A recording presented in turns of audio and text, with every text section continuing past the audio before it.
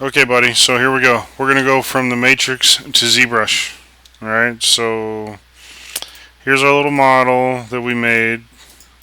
Just basic stuff you do, you know.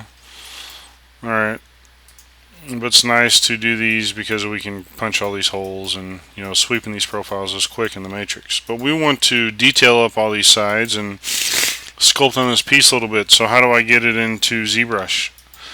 That's what I do. Okay, so I go to my tools, my mesh repair tool, and I go ahead and I generate a mesh. One thing that I did do is I manually booleaned this together. And what I did was I made sure that all my booleans were clean and all the surfaces were happy after they were booleaned. I didn't get any shadowing or any kind of artifacts on my model. Alright, so here's your mesh. And then I want to do is I want to go to my T-splines tab, turn on the hood, and I want to do convert to T-splines. So we'll go ahead and we'll convert that to a T-spline. Okay, so here we have our T-spline. We can, if we click on the face, like look, you could pull on these faces if you wanted to, but not what we wanted to do. We just wanted to convert it to a T-spline. We're going to go File, Export Selected. We're going to export it as a STL file. I just call it ring base. I'm going to save it and go ahead and replace it. Click OK. It's a binary file. I'm going to bring up ZBrush now. Okay. In ZBrush, you go into your Z plugin STL import ring base. We're going to go ahead and open that up. Okay. And here is our model. But the problem is, see, I got some subtools active. Let me just so you see how this goes, I'm going to restart ZBrush. Hang on a second. Okay, so we start up ZBrush. Go ahead and Z plugin, 3D print exporter, STL import. Go to your file, ZBrush test, ring base. Open that up. Bring it out. Okay, here's your model. Looks good, but when you go into polyframe, it's triangulated mesh, so that doesn't work for sculpting in ZBrush. What do? Go into your subtools, go to remesh, turn off the X, all the way up on the resolution, all the way down on the polish, and we're going to click remesh all. And we're going to let that do a remesh. Shouldn't take too long.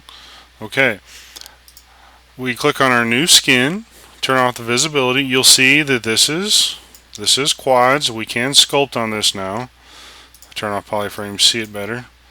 But it's real rough because I turned off the polish slider. I want to go to transform, activate symmetry on X and Y, hold down my shift, and I'm going to go ahead and manually kind of smooth this out. I believe you could do this with like the polish slider and the deformation tab, but to me this isn't that big of a deal. I don't spend a lot of time on the shank because I know I'm either going to be detailing it right now or I have to, produce the piece. So it gets emeryed and polished anyway. Alright, we'll go into a little more smoothing on the inside.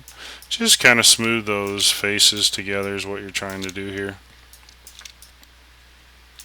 Alright, looks pretty good.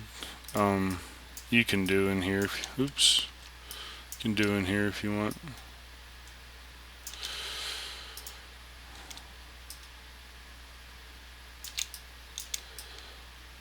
There we go. Looks pretty good. Alright, so here is your piece. It's sculptable. You can do whatever you wanted. You could, drag rectangle, drag out an alpha if you wanted to.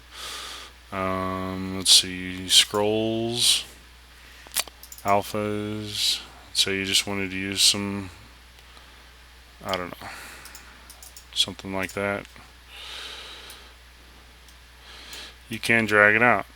Okay, it's 2.3 million polygons. It's okay for now. We want to eventually get to 2.3 million polygons, but what if you wanted to do some major moving of this part? we could take this one step further, and we're going to go into our geometry tab now. What we're going to do is basically retopologize with the Z remesh tool and let Z remesher go. It doesn't take too long. If you've modeled properly, cleanly in the matrix, you can get through these steps on just about any ring pretty easily. The Z remesh doesn't take a long time. It does take some time, 22 seconds. Okay, but what did that extra step do for us? All right, one thing it did was it brought our point count down to 35,000 polygons. So if I look at my model now, I've got pretty nice quads at 35,000. I can divide it from there. You know, a couple divides, I'm at 570. 3 divides, I'm back to my 2.2 million. But I've got subdivision levels in here now. You know, 35,000 polygons, you can displace this thing pretty much however you want. So that's how I do it. Hope you learned something today. It's always good to learn something every day.